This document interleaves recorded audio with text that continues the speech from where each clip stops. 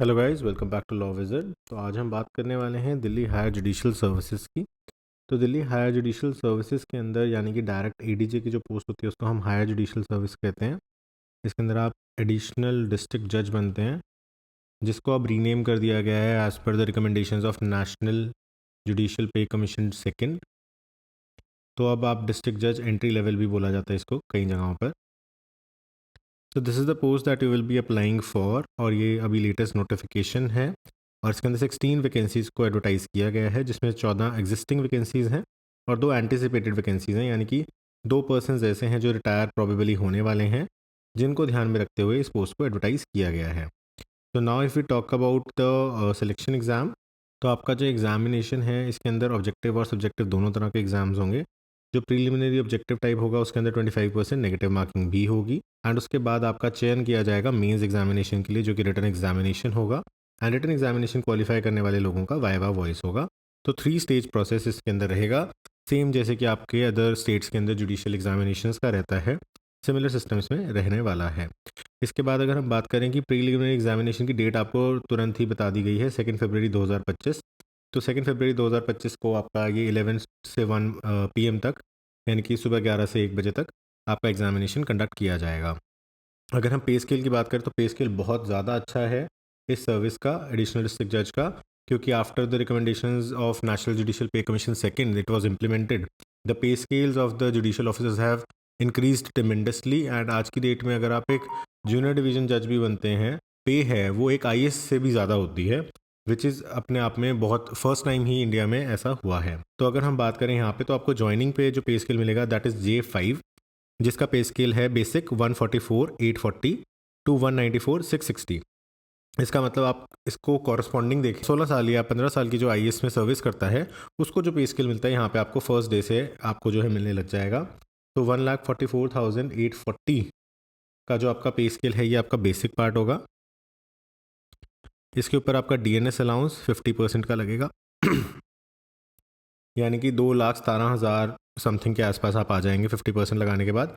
और अभी जनवरी की किस्त जुड़ने के बाद ये 50% की जगह 56% हो जाएगा। तो 56% के बाद 225 के आसपास आपकी ग्रॉस पे जो है वो पहुंच जाएगी। इसके अलावा अगर आप दिल्ली में ही रहते हैं और दिल्ली में आप घर नहीं लेते हैं सरकारी, तो आपको HRA भी मिलेगा, हाउस रेंट अलाउंस, वो लगभग 18% के आसपास है। तो वो भी आप इसमें जोड़ देंगे तो आपका 68% तक मतलब आपका इंक्रीज़ हो जाएगा। तो you will be getting more than 2.5 lakhs lump sum. इसके अलावा अगर हम बात करें तो आपको सैनिटरी अलाउंस मिलेगा जो कि अराउंड 3,000 का होगा, मेडिकल अलाउंस होगा जो अराउंड 1,000 का होगा, and so on other smaller allowances जो होंगे वो भी आपको इसमें मिलेंगे। इसके साथ ही आपको होम PN की सुविधा और एक गनमैन की सुविधा भी उपलब्ध कराई जाएगी। अब अगर हम बात कर लेते हैं क्वालिफिकेशंस की, तो क्वालिफिकेशंस हैं you must be a citizen of India. उसके बाद आप कॉन्टीन्यूस प्रैक्टिस के अंदर होने चाहिए as an advocate for not less than 7 years on the date. कौन सी डेट है? On the date of application, यानी कि 10 जनवरी 2025 को आप 7 साल लगातार पिछले प्रैक्टिस कर रहे हों। तो ऐसे कैंडिडेट जिन्होंने एक बार एडवोकेसी ज्वाइन करी, फिर प्रैक्टिस करना शुरू किया, उसके बाद गैप आ गया, may be because of job, may be because of something else, and उसके बाद उन्होंने दोबारा शुरू कर लिया, तो that will not be counted. तो कॉन्टीन्यूस 7 ईयर्स चाहिए पास्ट में, और कब से काउंट होंगे? वो 10/1/2025 से काउंट होंगे। इसी के साथ आपकी मिनिमम एज जो है इसमें 35 ईयर्स है, तो और मैक्सिमम एज जो है 45 ईयर्स है। तो सिर्फ 10 साल की विंडो आपके लिए ओपन की गई है। 35 से लेकर 45 तक की एज अगर आपकी है तभी आप एग्जामिनेशन को दे सकते हैं, तभी आप इसके अंदर अप्लाई कर सकते हैं, अदरवाइज आपका एप्लीकेशन जो है वो रिजेक्ट हो जाएगा। एज ऑफ नाउ अगर हम बात करें इस नोटिफिकेशन के अंदर कहीं पे भी आपको मिनिमम जो केसेस हैं कितने कंडक्ट किए होने चाहिए वो दैट इज़ एब्सेंट। जबकि हमने देखा था पंजाब और हरियाणा के अंदर जब ADJ के एग्ज़ाम्स हुए थे तो उन्होंने फ्रेश एक नई कंडीशन ऐड की थी कि मिनिमम इतने केसेस कंडक्ट किए होने चाहिए या इतने केसेस जो हैं फाइल किए होने चाहिए इन अ पर्टिकुलर ईयर। उसमें जनरल कैटेगरी के लिए सेपरेट था, रिजर्व कैटेगरी के लिए भी सेपरेट था, और रिजर्व कैटेगरी के अंदर भी सब कैटेगरीज के अंदर सेपरेट था कि आपकी इतनी इंडिविजुअल फाइलिंग्स चाहिए। लेकिन यहाँ पे एज ऑफ नाउ कोई भी नहीं है इस तरह की इशू। तो आपके लिए बहुत अच्छी अपॉर्चुनिटी है, because you can apply even if you have a smaller number of cases and you can get this prestigious position. Plus एक और बहुत बड़ा फ़ायदा वो ये है कि 35 से 45 की विंडो होने के कारण अगर आप यंग एज में यहाँ पे सेलेक्ट हो जाते हैं तो देर इज़ अ 80-90% चांस कि आप हाई कोर्ट जज भी प्रमोट हो जाएंगे। Otherwise it becomes difficult and you retire from higher judicial as a session जज। बट यहाँ पे क्योंकि अगर आप केसेस की रिक्वायरमेंट नहीं है, आप एग्ज़ाम क्लियर कर देते हो 35, 36, 37, 38 में, तो there is a good chance कि आपको वैसे ही प्रमोशन के थ्रू हाई कोर्ट जज बनने का जो है सौभाग्य प्राप्त हो। अगर हम बात करें फॉर्म की, तो फॉर्म आपका ऑनलाइन मोड में चलेगा एंड ऑनलाइन मोड के अंदर आपको दिल्ली हाई कोर्ट की जो ऑफिशियल वेबसाइट है delhihighcourt.nic.in, वहाँ से आपको अप्लाई करना है। लॉगिन आपका जो है 27/12/2024 को क्रिएशन शुरू हो गया था और जो फाइलिंग ऑफ एप्लीकेशन फॉर्म्स हैं वो आपकी 10/1/2025 को जो है शुरू हो गई हैं। तो अगेन आप जो है आज से ही इसको करना शुरू कर सकते हैं। और अगर आपको कोई इशू होगा इसमें तो वो भी आप नीचे कमेंट सेक्शन में पूछ सकते हैं and will help you with that. अगर हम बात करते हैं फ़ीस की, तो फ़ीस इसके अंदर है non refundable 2000 rupees for general categories and 500 for reserve categories, जिसमें SC और ST कैंडिडेट्स आते हैं और पर्सन विद डिसेबिलिटीज़ आते हैं जिनकी 40% मिनिमम डिसेबिलिटी होनी चाहिए। और ये आप debit card, credit card, internet, UPI किसी भी तरीके से माध्यम से जो है वो दे सकते हैं।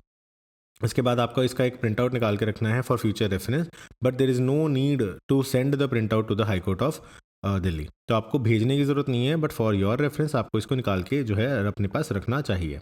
तो ब्रेकअप ऑफ वैकेंसीज़ की अगर हम बात करें तो हम देख सकते हैं कि टोटल 16 वैकेंसीज़ हैं, जिसमें 14 अभी करंट है और 2 जो है वो एंटिसिपेटेड के अंदर हैं। तो 3 जनरल कैटेगरी की एग्जिस्टिंग वैकेंसीज़ हैं और 2 एंटिसिपेटेड वैकेंसीज़ हैं, यानी कि जनरल कैटेगरी वालों को टोटल 5 जो सीट्स हैं वो यहाँ पे मिल सकती हैं। तो 5 candidates will be selected from general category. उसके बाद अगर हम SC कैटेगरी की बात करें तो SC कैटेगरी के अंदर 5 की 5 एग्जिस्टिंग वैकेंसीज़ हैं, एंटिसिपेटेड 0 है, तो 5 की 5 सीट्स आपके लिए ओपन है।